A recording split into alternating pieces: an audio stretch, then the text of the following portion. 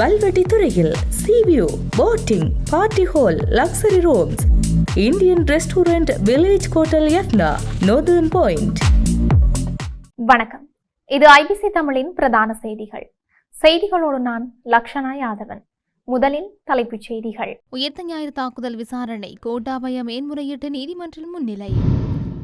ஜனாதிபதி கூறும் கோடிக்கணக்கான ரூபாய், நாமல் வெளியிட்ட தகவல்.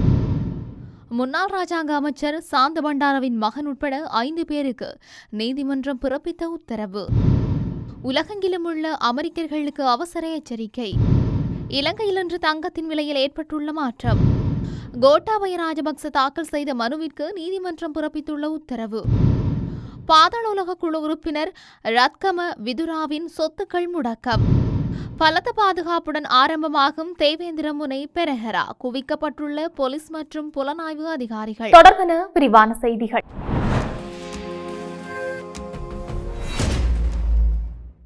முன்னாள் ஜனாதிபதி கோட்டாபய ராஜபக்ச மேன்முறையீட்டு நீதிமன்றில் முன்னிலையாகியுள்ளார். உயிர்த்த ஞாயிறு பயங்கரவாத தாக்குதல்கள் தொடர்பான விசாரணைகள் தொடர்பாக பயங்கரவாத தடுப்புச் சட்டத்தின் கீழ் குற்றப்புலனாய்வு திணைக்களத்தால் தன்னை கைது செய்து காவலில் வைப்பதை தடுக்கும் உத்தரவு கோரி முன்னாள் ஜனாதிபதி கோட்டாபய ராஜபக்ச தாக்கல் செய்த ரிட் மனு மீதான விசாரணைக்காக அவர் இவ்வாறு நீதிமன்றில் முன்னிலையாகியுள்ளார்.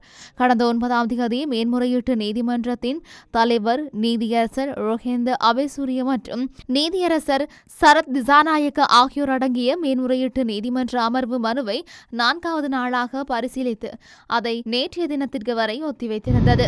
கோடிக்கணக்கான ரூபாய் இருப்பதாக ஜனாதிபதி கூறி வரும் நிலையில் மக்கள் செலுத்தும் வரிகள் நியாயமானதாக இல்லை என்று பொதுஜன பெரமுனவின் தேசிய அமைப்பாளர் நாமல் ராஜபக்ச தெரிவித்துள்ளார்.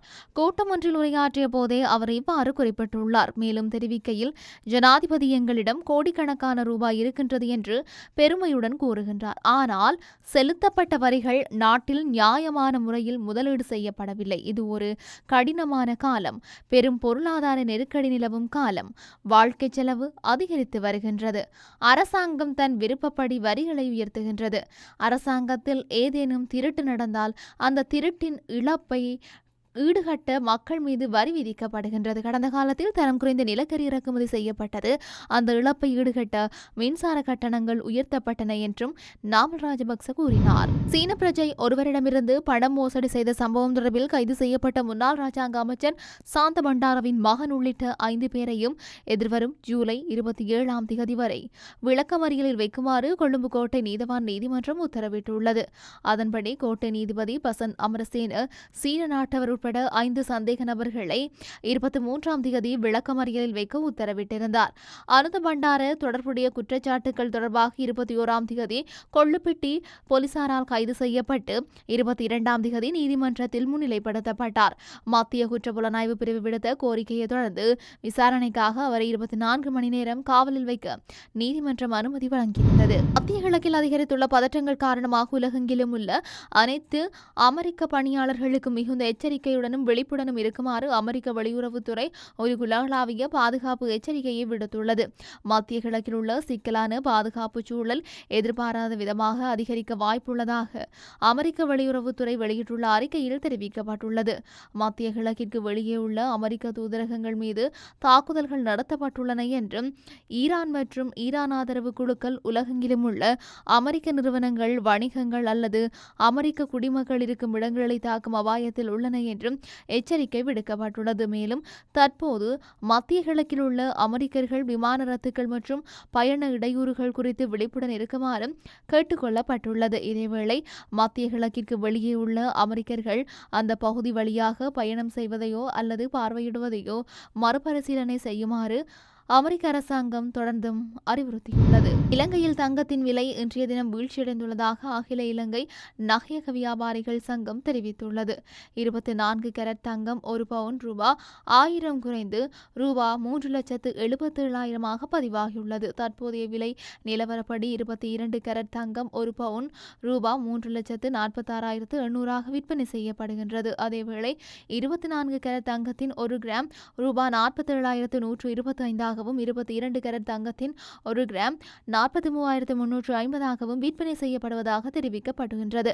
சர்வதேச சந்தையில் தங்கத்தின் விலை மாற்றங்களுக்கு ஏற்ப உள்நாட்டு தங்க விலைகளிலும் தொடர்ந்து ஏற்ற இறக்கங்கள் பதிவாகி வருவதாக நகை வியாபாரிகள் தெரிவிக்கின்றார்கள். முன்னாள் ஜனாதிபதி கோட்டாபய ராஜபக்ச தாக்கல் செய்த ரிட் மனுவை மேலதிக பரிசீலனைக்காக ஆகஸ்ட் 3ஆம் தேதி வரை ஒத்திவைக்குமாறு மேன்முறையீட்டு நீதிமன்றம் உத்தரவிட்டுள்ளது.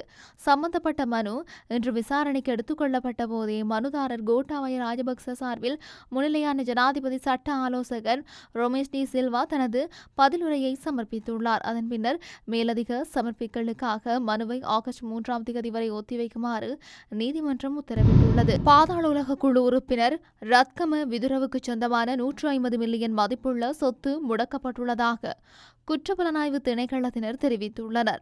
புலனாய்வு பிரிவு மேற்கொண்ட தீவிர விசாரணையில் இந்த சட்டவிரோதமான சொத்து முடக்கப்பட்டுள்ளது. குறித்த சொத்துக்கள் ரத்கம விதுராவின் தாயார் பெயரில் வாங்கப்பட்டிருந்ததாக காவல்துறை தெரிவித்தது. அவற்றில் ரத்கம தேவனிகொடவில் 13.72 பேச்சில் கட்டப்பட்ட சுமார் 6 கோடி மதிப்புள்ள 3 மாடி கட்டிடமும் அடங்கும் என்று குற்றப்புலனாய்வு திணைக்களத்தினர் தெரிவித்துள்ளனர். பறிமுதல் செய்யப்பட்ட சொத்துக்களில் சுமார் ரூபாய் 45 கோடி மதிப்புள்ள 9.10 பேச்சஸ் நிலமும் அதே பகுதியில் பாதி கட்டி முடிக்கப்பட்ட 3 மாடி கட்டிடமும் சுமார் 25 கோடி மதிப்புள்ள 12.33 பேச்சஸ் நிலமும் மற்றும் சுமார் 20 கோடி மதிப்புள்ள மற்றொரு நிலமும் அடங்கும் என்று தெரிவிக்கப்பட்டுள்ளது. மாத்தறை தேவேந்திரமுனை விகாரையில் நடைபெறும் வருடாந்த பெரஹராவிற்காக 650 போலீஸ் அதிகாரிகளும் 100 போலீஸ் சிறப்பு அதிரடிப்படை அதிகாரிகளும் பணியில் ஈடுபடுத்தப்பட்டதாக போலீசார் தெரிவித்துள்ளனர். இதற்கு கூடுதலாக பாதுகாப்பு பணிகளுக்காக புலனாய்வு அதிகாரிகளும் பணியில் ஈடுபடுத்தப்பட்டுள்ளார்கள். வருடாந்த எசல பெரஹராவின் முதல் நாள் இன்று தொடங்கி ஜூலை 29 அன்று மாபெரும் பெரஹரவுடன் நிறைவடையவுள்ளது. காவடி பெரஹர ஜூலை 28 அன்றும் ரந்தோலி பெரஹரா ஜூலை 29 அன்றும் நடைபெறும் என்று போலீஸ் தெரிவிக்கின்றது. குறித்த நாட்களில் மாலை 4 மணி முதல் இரவு 9 மணி வரை கொழும்பு கதிர்காமம் பிரதான வீதியில் போக்குவரத்து நெரிசல் ஏற்படக்கூடும் என்பதால் வாகன சாரதிகள் மற்றும் வழிகளை பயன்படுத்துமாறு போலீஸ் கேட்டுக் கொள்கின்றது. நாட்டின் பல்வேறு பகுதிகளிலிருந்து ஏராளமான பக்தர்கள் வருவார்கள் என்று எதிர்பார்க்கப்படுவதால் பொதுமக்களின் மற்றும் உடைமைகளின் பாதுகாப்பிற்காகவும் போக்குவரத்து நெரிசலை கட்டுப்படுத்துவதற்காகவும் இந்த பாதுகாப்பு ஏற்பாடு செயல்படுத்தப்பட்டுள்ளது. செய்திகளின் நிறைவாக மீண்டும் தலைப்புச் செய்திகள். உயிர்த்த ஞாயிறு தாக்குதல் விசாரணை கோட்டாபய மேன்முறையீட்டு நீதிமன்றில் முன்னிலை. ஜனாதிபதி கூறும் கோடிக்கணக்கான ரூபாய் நாமல் வெளியிட்ட தகவல். முன்னாள் ராஜாங்க அமைச்சர் சாந்த பண்டாரவின் மகன் உட்பட 5 பேருக்கு நீதிமன்றம் பிறப்பித்த உத்தரவு. உலகெங்கிலும் உள்ள அமெரிக்கர்களுக்கு அவசர எச்சரிக்கை. இலங்கையில் இன்று தங்கத்தின் விலையில் ஏற்பட்டுள்ள மாற்றம். கோட்டாபய ராஜபக்ச தாக்கல் செய்த மனுவிற்கு நீதிமன்றம் பிறப்பித்துள்ள உத்தரவு. பாதாள உலக குழு உறுப்பினர் ரத்கம விதுராவின் சொத்துக்கள் முடக்கம். பலத்த பாதுகாப்புடன் ஆரம்பமாகும் தேவேந்திரமுனை பெரஹரா குவிக்கப்பட்டுள்ள போலீஸ் மற்றும் புலனாய்வு அதிகாரிகள். இத்துடன் ஐபிசி தமிழின் பிரதான செய்திகள் நிறைவு பெற்றன.